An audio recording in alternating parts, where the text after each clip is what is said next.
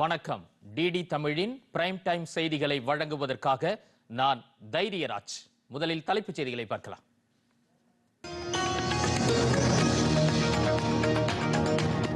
நாட்டின் புகழ்மிக்க தலைவர்களில் ஒருவரான கருணாநிதியின் நூற்றாண்டு நினைவாக 100 ரூபாய் நாணயம் வெளியிடுவது முக்கியமான நிகழ்வு. பிரதமர் நரேந்திர மோடி புகழாரம்.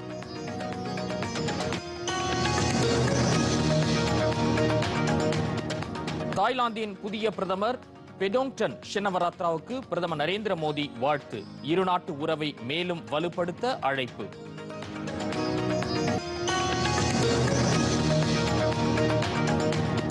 ரக்ஷா பந்தன் விழாவை முன்னிட்டு குடியரசுத் தலைவர் திரௌபதி முர்மு நாட்டு மக்களுக்கு வாழ்த்து.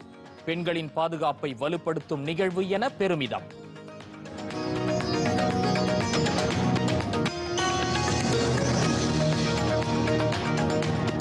மலேசிய பிரதமர் டத்தோ செரி அன்வர் பின் இப்ராஹிம் 3 நாள் பயணமாக நாளை இந்தியா வருகை. பிரதமர் நரேந்திர மோடியை செவ்வாய்க்கிழமை சந்தித்து பேசுகிறார்.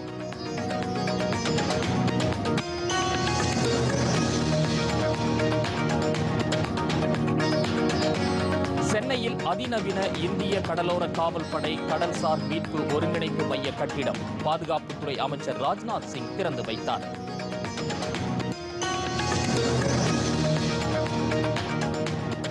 அண்டை நாடுகளில் இருந்து குஜராத்தில் தஞ்சமடைந்த 188 இந்துக்களுக்கு குடியுரிமை சான்றிதழ் மத்திய உள்துறை அமைச்சர் அமித்ஷா வழங்கினார்.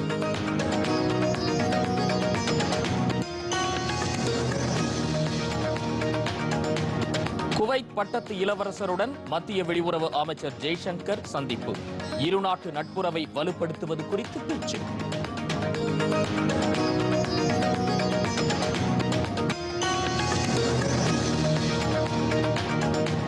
கருணாநிதி நூற்றாண்டு நினைவு 100 ரூபாய் நாணயம் இன்று வெளியீடு. வாழ்த்து தெரிவித்த பிரதமர் நரேந்திர மோடிக்கு முதலமைச்சர் மு.க. ஸ்டாலின் நன்றி.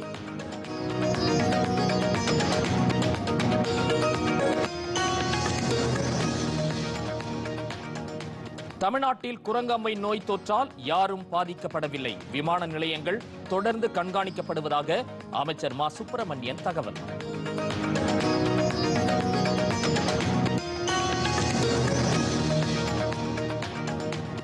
சின்சினாட்டி ஓபன் டென்னிஸ் மகளிர் பிரிவில் பெகுல்லா படோசா சபலன்சா ஸ்வியாடெக்கும், ஆடவர் பிரிவில் சின்னர் ஸ்வெரேவோவும் அரையிறுதிக்கு முன்னேற்றம்.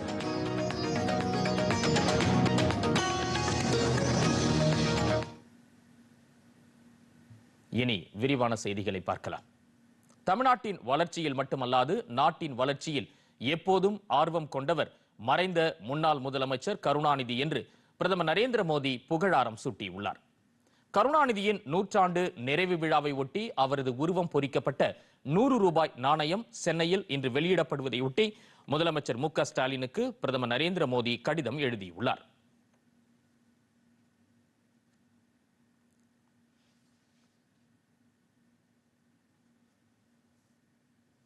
மத்திய பாதுகாப்புத்துறை அமைச்சர் ராஜ்நாத் சிங் பங்கேற்கும் சென்னை விழாவிற்கு பாராட்டு தெரிவித்து பிரதமர் நரேந்திர மோடி வெளியிட்டுள்ள வாழ்த்து செய்தியில் இந்தியாவின் புகழ்மிக்க தலைவர்களில் ஒருவரான கருணாநிதியின் நூற்றாண்டு நினைவாக 100 ரூபாய் நாணயம் வெளியிடுவது மிகவும் முக்கியமானது என்று குறிப்பிட்டுள்ளார். இந்திய அரசியல், இலக்கியம், சமுதாயத்தில் உயர்ந்த தலைவர்களில் ஒருவர் கருணாநிதி என கூறியுள்ள பிரதமர் தமிழ்நாட்டின் வளர்ச்சியிலும் இந்தியாவின் வளர்ச்சியிலும் எப்போதும் ஆர்வம் கொண்டவராக கருணாநிதி திகழ்ந்தார் என்று தெரிவித்துள்ளார். அரசியல் தலைவராகவும் முதலமைச்சராகவும் கருணாநிதி நாட்டின் வரலாற்றில் அழியாத சுவடுகளை விட்டுச் சென்றுள்ளதாகவும் மக்களால் முதலமைச்சராக பலமுறை தேர்ந்தெடுக்கப்பட்டுள்ள அவர் மக்களுக்கான கொள்கை மற்றும் அரசியலை மிகவும் நன்றாக புரிந்து வைத்திருந்தார் என்றும் பிரதமர் நரேந்திர மோடி கூறியுள்ளார். நூற்றாண்டு நிறைவு நாளில் கருணாநிதிக்கு தமது இதயபூர்வமான மரியாதையை செலுத்துவதாகவும் பிரதமர் நரேந்திர மோடி தமது வாழ்த்து செய்தியில் தெரிவித்துள்ளார்.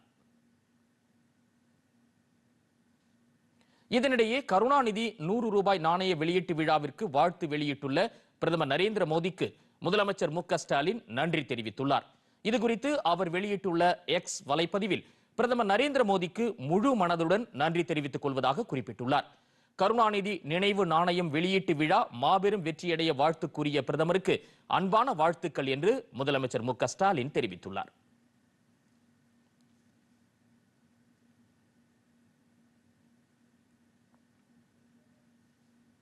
தாய்லாந்து பிரதமராக தேர்ந்தெடுக்கப்பட்டுள்ள பெடோங்டன் ஷினவத்ராவுக்கு பிரதமர் நரேந்திர மோடி வாழ்த்து தெரிவித்துள்ளார். இதுகுறித்து அவர் எக்ஸ் சமூக வலைதள பக்கத்தில் வெளியிட்டுள்ள பதிவில் தாய்லாந்து பிரதமராக தேர்ந்தெடுக்கப்பட்டுள்ளதற்கு வாழ்த்துக்கள் என்றும் வெற்றிகரமான பதவி காலத்திற்கு வாழ்த்துவதாகவும் கூறியுள்ளார். நாகரிகம், கலாச்சாரம் மற்றும் மக்களுக்கிடையேயான இணைப்பு என்ற வலுவான அடித்தளத்தின் மீதான இந்தியா தாய்லாந்து இடையேயான இருதரப்பு உறவுகளை மேலும் வலுப்படுத்த இணைந்து பணியாற்றுவதை எதிர்நோக்குகிறேன் என்று தெரிவித்துள்ளார்.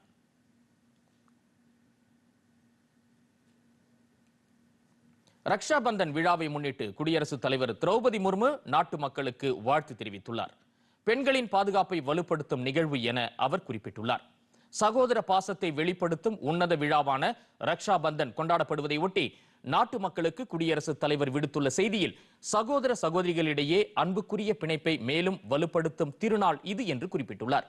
பாசத்தை மட்டுமில்லாமல் பரஸ்பரம் நம்பிக்கையையும் ஏற்படுத்தும் நிகழ்வுதான் ரக்ஷா பந்தன் என்று கூறியுள்ள அவர், மதம், கலாச்சாரம் ஆகியவற்றை எல்லாம் கடந்து அனைத்து தரப்பினராலும் இந்த சகோதர விழா கொண்டாடப்படுகிறது என்றும் கூறியுள்ளார். வேற்றுமையில் ஒற்றுமை என்ற இந்தியாவின் உன்னத தத்துவத்தை மேலும் வலுப்படுத்தும் விதமாக இந்த விழா கொண்டாடப்படுவதாகவும், மகளிரின் உரிமையையும் அவர்களின் பாதுகாப்பையும் உறுதி செய்யும் விழாவாக இது அமைந்துள்ளது என்றும் குடியரசுத் தலைவர் கூறியுள்ளார்.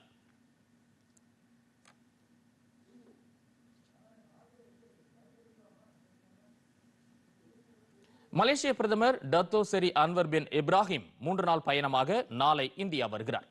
மலேசிய பிரதமராக அவர் தேர்ந்தெடுக்கப்பட்ட பின் முதன்முறையாக இந்தியா வருகிறார். அவரது இந்த பயணத்தின் போது வரும் செவ்வாய்க்கிழமை பிரதமர் நரேந்திர மோடியை சந்தித்து இருதரப்பு உறவு மற்றும் பல்வேறு முக்கிய பிரச்சனைகள் குறித்து பேச உள்ளதாக வெளியுறவு அமைச்சகம் தெரிவித்துள்ளது. இந்த சுற்றுப்பயணத்தின் போது குடியரசுத் தலைவர் திரௌபதி முர்மு மற்றும் வெளியுறவு அமைச்சர் ஜெய்சங்கர் ஆகியோரையும் மலேசிய பிரதமர் சந்தித்து பேச உள்ளார். இந்தியாவும் மலேசியாவும் நீண்டகாலமாக வரலாற்று மற்றும் சமூக கலாச்சார பிணைப்பில் வலுவாக உள்ளது என்றும், இந்த நட்புறவை மேலும் வலுப்படுத்தும் வகையில் மலேசிய பிரதமரின் இந்திய சுற்றுப்பயணம் அமையும் என்று எதிர்பார்ப்பதாக மத்திய வெளியுறவு அமைச்சகம் வெளியிட்டுள்ள செய்திக்குறிப்பில் தெரிவிக்கப்பட்டுள்ளது.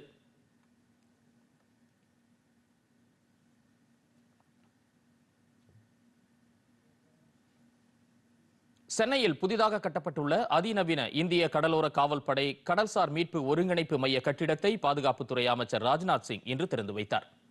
சென்னையில் பல்வேறு நிகழ்ச்சிகளில் கலந்து கொள்வதற்காக இன்று மாலை மீனம்பாக்கம் விமான நிலையம் வந்த அவரை திமுக பொருளாளர் டி.ஆர். பாலு, துணை பொதுச் செயலாளர் கனிமொழி மற்றும் நிர்வாகிகள் வரவேற்றனர்.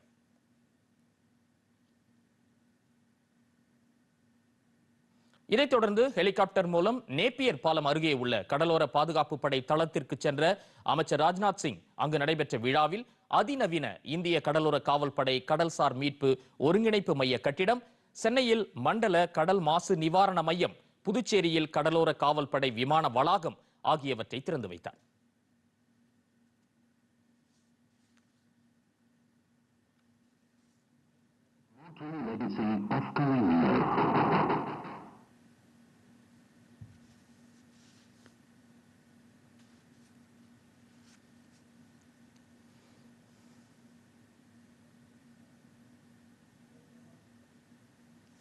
முன்னாள் முதலமைச்சர் கருணாநிதி நூற்றாண்டு நினைவு நாணய வெளியீட்டு விழா சென்னை கலைவாணர் அரங்கில் தற்போது நடைபெற்று வருகிறது. மத்திய பாதுகாப்பு அமைச்சர் ராஜ்நாத் சிங் விழாவில் பங்கேற்று நாணயத்தை வெளியிடுகிறார். தமிழகத்தின் முதலமைச்சராக இருந்தவரும் திமுகவின் முன்னாள் தலைவருமான கருணாநிதியின் நூற்றாண்டு நிறைவு விழாவை ஒட்டி அவரை கௌரவப்படுத்தும் விதமாக 100 ரூபாய் நாணயத்தை வெளியிட மத்திய அரசு முன் வந்தது. இந்த நாணய வெளியீட்டு விழா சென்னை கலைவாணர் அரங்கில் இன்று நடைபெறும் என்றும், இவ்விழாவில் மத்திய அமைச்சர் ராஜ்நாத் சிங் பங்கேற்று நாணயத்தை வெளியிடுவார் என்றும் அறிவிக்கப்பட்டது. அதன்படி மாநில அரசு விரிவான ஏற்பாடுகளை செய்திருந்தது. விழாவில் பங்கேற்பதற்காக அமைச்சர் ராஜ்நாத் சிங் இன்று மாலை சென்னை வந்தார். முதலில் கடலோர காவல்படை நிகழ்ச்சியில் பங்கேற்ற அவர் அங்கிருந்து மெரினா கடற்கரையில் உள்ள முன்னாள் முதலமைச்சர்கள் அண்ணா, கருணாநிதி ஆகியோர் நினைவிடத்திற்கு சென்று மரியாதை செலுத்தினார்.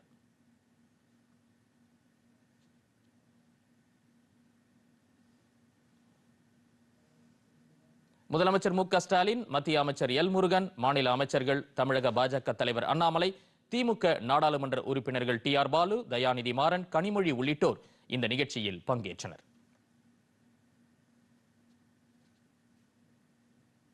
இதைத் தொடர்ந்து கருணாநிதி அருங்காட்சியகத்தையும் அமைச்சர் ராஜ்நாத் சிங் பார்வையிட்டார்.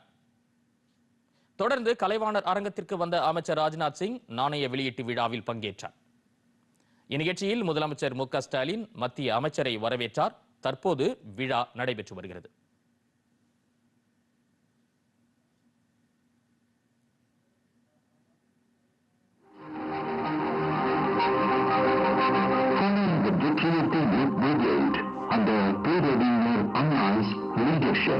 In the 1967 Legislative Assembly elections, Kandil became the Minister for Public Works.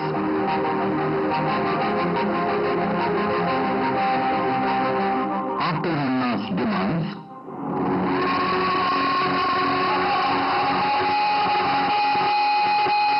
Kandil received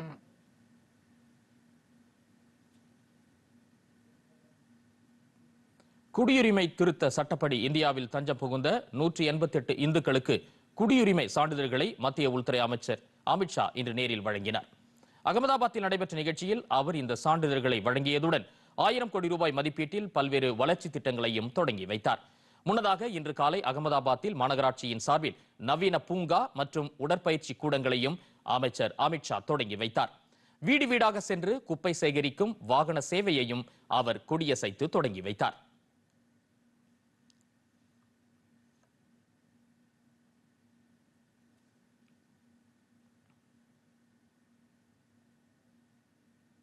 மத்திய நிதியமைச்சர் நிர்மலா சீதாராமன் பொதுத்துறை வங்கிகள் மற்றும் மண்டல கிராமப்புற வங்கிகளின் தலைவர்களுடன் புதுதில்லியில் நாளை ஆலோசனை மேற்கொள்கிறார். புதுதில்லி விஞ்ஞான் பவனில் நடைபெறும் இந்த கூட்டத்தில் மத்திய அரசின் திட்டங்களை பொதுமக்களுக்கு கொண்டு செல்ல வங்கிகள் மேற்கொள்ள வேண்டிய நடவடிக்கைகள் குறித்தும், பொருளாதார வளர்ச்சியை மேம்படுத்த நிதி நிறுவனங்கள் அமல்படுத்த வேண்டிய பணிகள் குறித்தும் ஆலோசனை நடத்த உள்ளார். காலையில் பொதுத்துறை வங்கிகளின் தலைவர்களை சந்திக்கும் மத்திய நிதியமைச்சர் நிர்மலா சீதாராமன் பல்வேறு பகுதிகளில் நிலவும் சிக்கல்கள் குறித்து ஆய்வு செய்கிறார். பிரதமரின் வீட்டு வசதி திட்டம், டிஜிட்டல் பண பரிமாற்றம், இணைய வழி குற்றத்தடுப்பு மற்றும் டிஜிட்டல் பாதுகாப்பு உள்ளிட்ட அம்சங்கள் தொடர்பாக இந்த ஆலோசனை கூட்டத்தில் விவாதிக்கப்பட உள்ளது.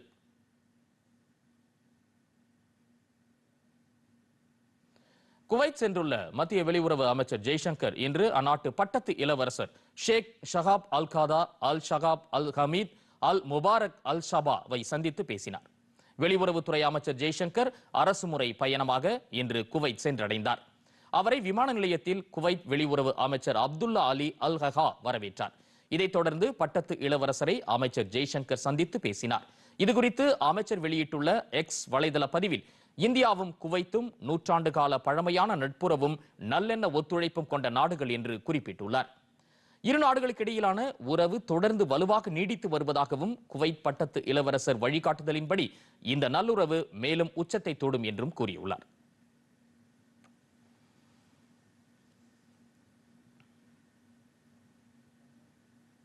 இரண்டாயிரத்து 30ஆம் ஆண்டுக்குள் கோமாரி நோய் இல்லாத இந்தியா என்ற இலக்கு எட்டப்படும் என மத்திய கால்நடை பராமரிப்புத்துறை இணை அமைச்சர் ராஜீவ் ரஞ்சன் சிங் கூறியுள்ளார்.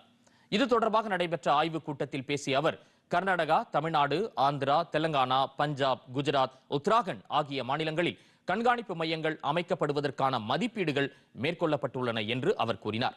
கால்நடைகளுக்கு ஏற்படும் கோமாரி போன்ற தொற்று நோய்கள் அத்துறையின் வளர்ச்சிக்கு பெரும் தடையாக உள்ளது என்றும், இதனால் ஆண்டுக்கு சுமார் 24,000 கோடி ரூபாய் அளவிற்கு பொருளாதார இழப்பு ஏற்படும் என மதிப்பீடு செய்யப்பட்டுள்ளது என்றும் அவர் கூறினார். இதனை கட்டுப்படுத்தி அறவே ஒழிப்பதன் மூலம், கால்நடைகளின் வளர்ச்சியை அதிகரிப்பதன் மூலம் லட்சக்கணக்கான விவசாயிகளின் வாழ்வாதாரத்தை பாதுகாக்க மத்திய அரசு உறுதி பூண்டுள்ளது என்றும் அவர் கூறினார். 5 நாள் பயணமாக நேபாள வெளியுறவுத்துறை அமைச்சர் அர்சு ரானா தேயுபா இன்று இந்தியா வருகிறார். வெளியுறவு அமைச்சர் ஜெய்சங்கர் அழைப்பை ஏற்று இந்தியா வரும் நேபாள அமைச்சர் இருநாட்டு நல்லுறவை வலுப்படுத்துவது உள்ளிட்ட அம்சங்கள் குறித்து முக்கிய ஆலோசனை நடத்துகிறார். அண்டை நாடான நேபாளத்துடன் நல்லுறவை இந்தியா பேணி வருவதால் இருநாட்டு உறவை மேலும் வலுப்படுத்தும் வகையில் அவரது வருகை இருக்கும். பங்களாதேஷில் தற்போது ஏற்பட்டுள்ள அரசியல் மாற்றங்களுக்கு மத்தியில் நேபாள வெளியுறவுத்துறை அமைச்சர் அர்சு ரானா தேயுபா இந்தியா வருவது முக்கியத்துவம் வாய்ந்ததாக கருதப்படுகிறது.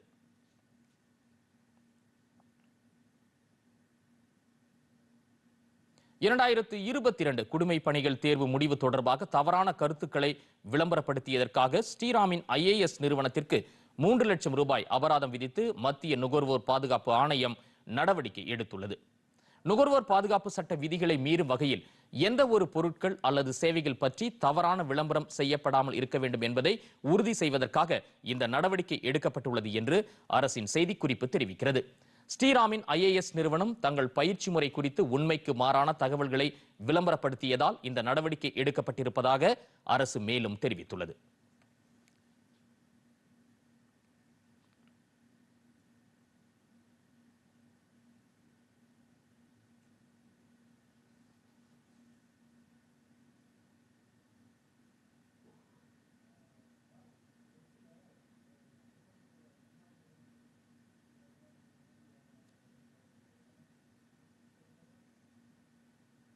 முன்னாள் முதலமைச்சர் கருணாநிதி நூற்றாண்டு நினைவு நாணய வெளியீட்டு விழா சென்னை கலைவாணர் அரங்கில் தற்போது நடைபெற்று வருகிறது.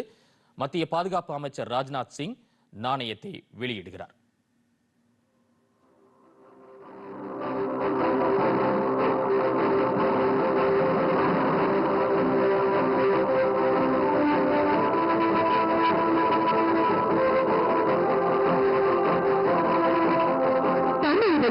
முத்தமிழறிஞர் கலைஞரின் கையெழுத்துடன் வெளியிடப்பட்டுள்ள கலைஞர் நூற்றாண்டு நினைவு நாணயத்தின் மாதிரியை காட்சிக்கு திறந்து வைக்கும்படி மாண்புமிகு ஒன்றிய பாதுகாப்புத்துறை அமைச்சர் அவர்களை அன்புடன் அழைக்கிறோம்.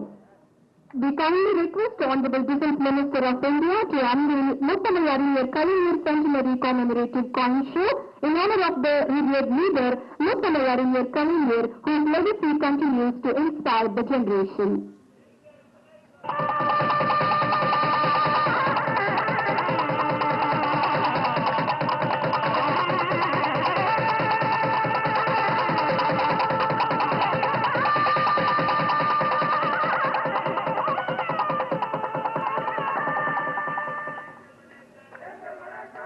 நன்றி. கலைஞர் விருது சாதிக்க வேண்டியது. தமிழ்நாட்டில் குரங்கம்மை நோய் தொற்றால் எவரும் பாதிக்கப்படவில்லை என்று மாநில மக்கள் நல்வாழ்வுத்துறை அமைச்சர் மா சுப்பிரமணியன் தெரிவித்துள்ளார். சென்னையில் செய்தியாளர்களிடம் பேசிய அமைச்சர் விமான நிலையங்கள் தொடர்ந்து கண்காணிக்கப்பட்டு வருவதாக கூறினார்.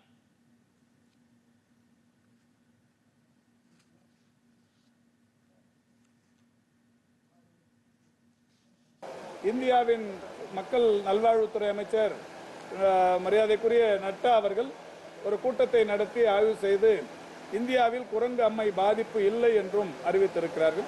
இந்த நிலையில் தமிழகத்தில் நேற்றைக்கு அறிவித்தேன், தமிழ்நாட்டில் குரங்கு அம்மை பாதிப்பு என்பது யாருக்கும் இல்லை.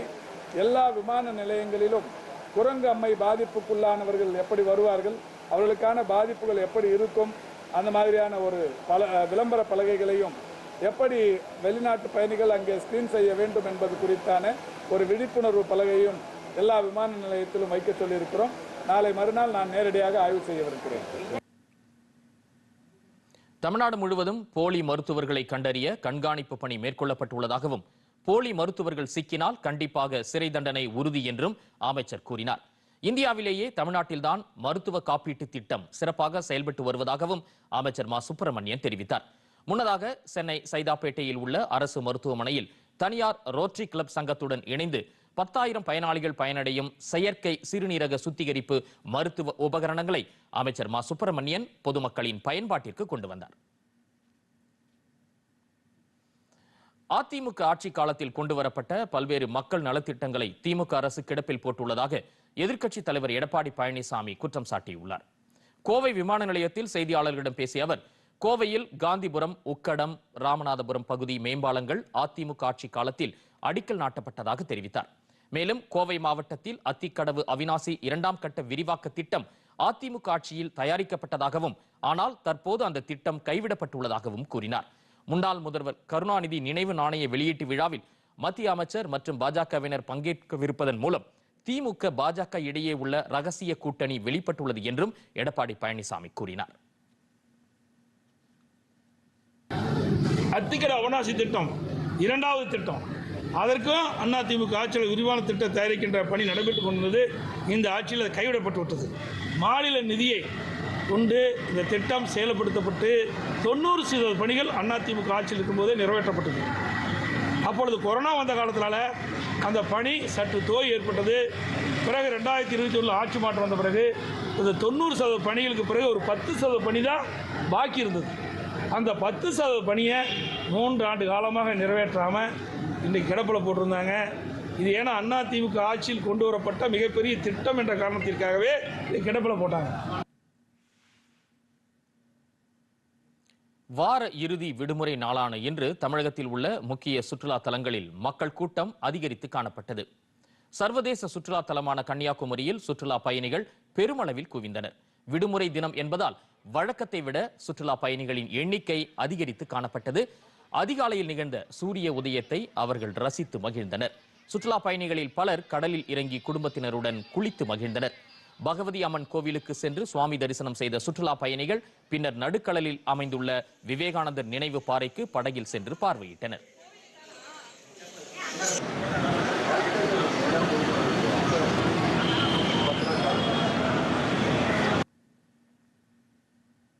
நீலகிரி மாவட்டம் உதகையில் உள்ள அரசு தாவரவியல் பூங்கா, தொட்டபெட்டா காட்சிமுனை, படகு இல்லம், ரோஜா பூங்கா, பைக்காரா நீர்வீழ்ச்சி, தேயிலை பூங்கா போன்ற சுற்றுலா தலங்களில் சுற்றுலா பயணிகளின் வருகை அதிகரித்து காணப்பட்டது. குழந்தைகள் முதல் பெரியவர்கள் வரை குதிரை சவாரி செய்தும் புல்வெளிகளில் விளையாடியும் குடும்பத்தினருடன் புகைப்படம் எடுத்தும் சுற்றுலா பயணிகள் மகிழ்ந்தனர்.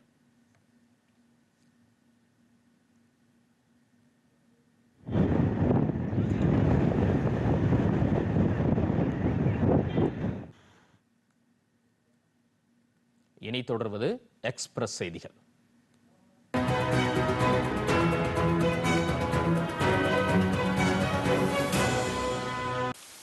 சீருடை பணியாளர் தேர்வாணைய தலைவராக ஓய்வு பெற்ற அதிகாரி நியமிக்கப்பட்டிருப்பதை ரத்து செய்ய வேண்டும் என்று பாமக தலைவர் அன்புமணி ராமதாஸ் வலியுறுத்தியுள்ளார். தமிழ்நாடு சீருடை பணியாளர் தேர்வாணைய தலைவர் என்பது மிகவும் பொறுப்பான பதவி என்றும் அவர் குறிப்பிட்டுள்ளார். தேர்வாணையத்தின் மூலம் பணியாளர்களை தேர்வு செய்வதில் ஏதேனும் தவறு நிகழ்ந்தால் அதற்கு ஆணையத்தின் தலைவரே பொறுப்பு என்றும், ஆனால் ஓய்வு பெற்ற அதிகாரிக்கு எந்தவித பொறுப்புடைமையும் கிடையாது என்றும் தமது அறிக்கையில் அன்புமணி குறிப்பிட்டுள்ளார். விண்வெளித்துறையில் இளைய தலைமுறையினரும் ஸ்டார்ட் அப் நிறுவனங்களும் அதிக ஆர்வம் காட்டி வருவதாக இஸ்ரோ முன்னாள் இயக்குனர் மயில்சாமி அண்ணாதுரை தெரிவித்துள்ளார். நாமக்கல் மாவட்டம் பரமத்தி வேலூரில் செய்தியாளர்களிடம் பேசிய அவர், கடந்த 4 ஆண்டுகளில் 6000 செயற்கைக்கோள்கள் நமது நாட்டிலிருந்து விண்வெளிக்கு அனுப்பப்பட்டுள்ளதாக தெரிவித்தார்.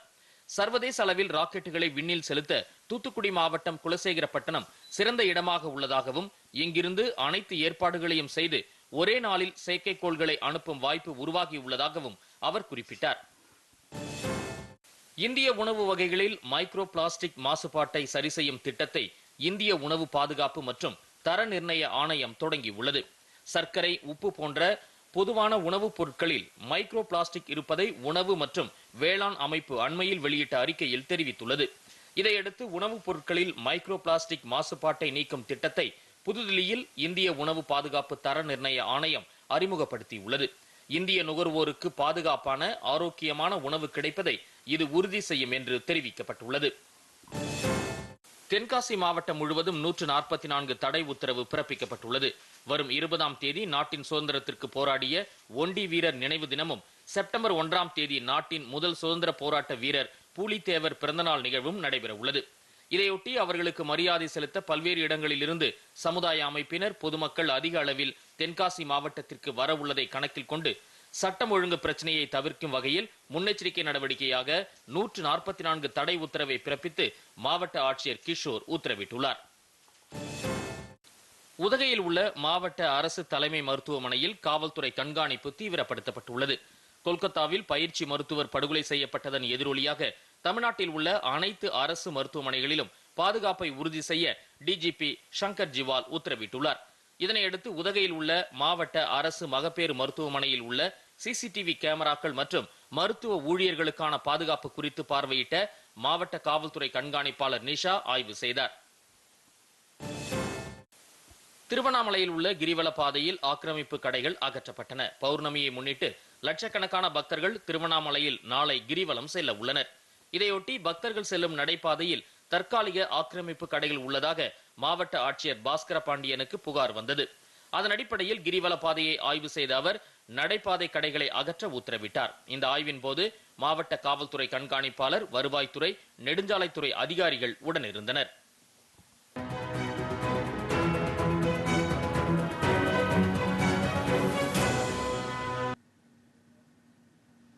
கொல்கத்தா பெண் பயிற்சி மருத்துவர் கொலை வழக்கை தாமாக முன்வந்து உச்சநீதிமன்றம் விசாரிக்க உள்ளது.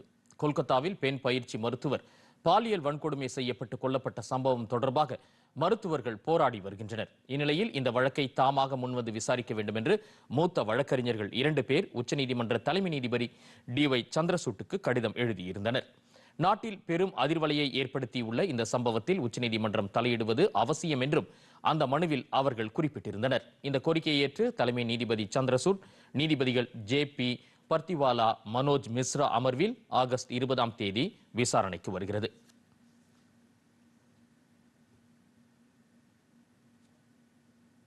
ரஷ்யாவில் ஆக்கிரமித்த பகுதிகளில் யுக்ரைன் ராணுவத்தினர் தீவிர பயிற்சியை மேற்கொண்டனர். ரஷ்யா யுக்ரைன் இடையே போர் நடைபெற்று வரும் நிலையில் புதிய திருப்பமாக ரஷ்யாவின் சில பகுதிகளை யுக்ரைன் ராணுவம் கைப்பற்றியுள்ளது. குறிப்பாக குர்ஸ்க் பிராந்தியத்தில் பல கிலோமீட்டர் தூர நிலப்பரப்பை யுக்ரைன் தன்வசப்படுத்தியுள்ளது. இந்த பகுதியில் யுக்ரைன் ராணுவத்தினர் அதன் துணை ராணுவ தளபதி தலைமையில் தீவிர பயிற்சியில் ஈடுபட்டனர்.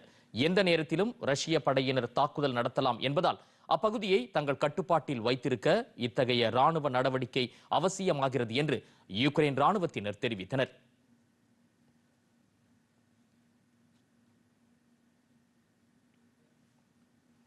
சீனாவின் யுனான் மாகாணத்தில் உள்ள வெய்சின் மாவட்டத்தில் செயல்பட்டு வரும் நிலக்கரி சுரங்கத்தில் ஏற்பட்ட விபத்தில் 3 பேர் உயிரிழந்தனர்.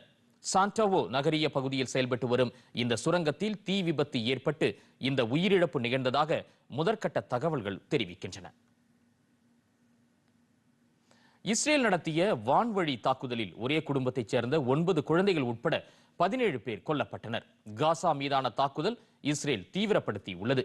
மத்திய காசாவின் அல் ஜவேடா என்ற இடத்தில் நிகழ்ந்த வான்வழி தாக்குதலில் இவர்கள் உயிரிழந்ததாக காசாவின் செய்தி தொடர்பாளர் தெரிவித்துள்ளார். மத்திய காசாவின் தீவிரவாத முகாம்களை குறிவைத்து வான்வழி தாக்குதல் நடத்தி வருவதாக ஏற்கனவே இஸ்ரேல் தெரிவித்திருந்தது. இதே பகுதியில் தீவிரவாதிகளின் மறைவிடம் ஒன்று ராக்கெட் வீச்சு தாக்குதல் மூலம் இஸ்ரேல் ராணுவ வீரர்களால் முற்றிலும் அழிக்கப்பட்டது. இதற்கு மத்தியில் பாதுகாப்பு கருதி பொதுமக்கள் மத்திய காசா பகுதியில் இருந்து பத்திரமாக வெளியேறுமாறு இஸ்ரேல் எச்சரித்துள்ளது. இதனிடையே காசா போர் நிறுத்த ஒப்பந்தத்தை மேற்கொள்வதற்கான தருணம் இதுவரை இல்லாத அளவுக்கு மிக நெருக்கத்தில் உள்ளதாக அமெரிக்க அதிபர் ஜோ பைடன் தெரிவித்துள்ளார்.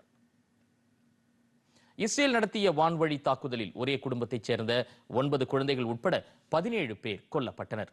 மத்திய காசாவின் அல் ஜவேடா என்ற இடத்தில் நிகழ்ந்த வான்வழி தாக்குதலில் இவர்கள் உயிரிழந்ததாக காசாவின் செய்தி தொடர்பாளர் தெரிவித்திருக்கிறார். சின்சினாட்டி ஓபன் டென்னிஸ் போட்டித் தொடரின் ஆடவர் ஒற்றையர் பிரிவு ஆட்டத்தில் இத்தாலியின் சின்னர், ஜெர்மனியின் ஸ்வெரவும், மகளிர் ஒற்றையர் பிரிவில் அமெரிக்காவின் பெகுலா, ஸ்பெயினின் படேசா ஆகியோர் அரையிறுதிக்கு முன்னேறியுள்ளனர். ஆடவர் ஒற்றையர் காலிறுதி ஆட்டத்தில் ரஷ்யாவின் ஆண்டி ரூப்லாவை இத்தாலி வீரர் சின்னர் எதிர்கொண்டார். இதில் முதல் செட்டை ரூப்லவ் கைப்பற்றிய நிலையில் அடுத்த 2 செட்டுகளை சின்னர் கைப்பற்றினார். ஆட்டத்தின் முடிவில் 4-6, 7-5, 6-4 என்ற செட் கணக்கில் சின்னர் வெற்றி பெற்றார்.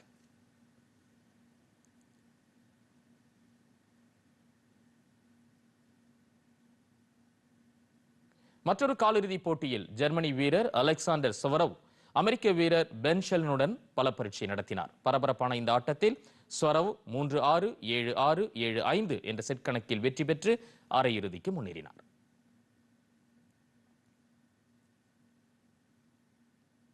மகளிர் ஒற்றையர் பிரிவு ஆட்டத்தில் அமெரிக்க வீராங்கனை பெகுலா, ஸ்பெயின் வீராங்கனை படோசா ஆகியோர் அரையிறுதிக்கு முன்னேறியுள்ளனர். இதேபோன்று பெலாரஸ் வீராங்கனை அரினா சபலென்கா, போலந்து வீராங்கனை இகா ஸ்வெக்டாக்கா ஆகியோரும் அரையிறுதிக்கு முன்னேறியுள்ளனர்.